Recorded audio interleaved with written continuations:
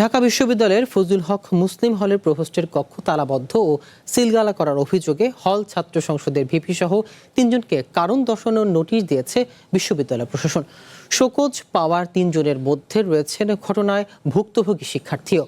রবিবার প্রক্টরের সই করা পৃথক নোটিশে ভিপি খন্দকার মোহাম্মদ আবু নাইম, সমাজসেবা সম্পাদক তারিকুল ইসলাম এবং শিক্ষার্থী মোহাম্মদ ইব্রাহিমকে এক কর্মদিবসের মধ্যে লিখিত ব্যাখ্যা দিতে বলা হয়েছে। নগদ নিয়ে এলো হার না মানা হার অফার। সর্বনিম্ন 10,000 টাকা রেমিটেন্স নগদে পাঠালে থাকছে স্বর্ণের হার জেতার সুযোগ।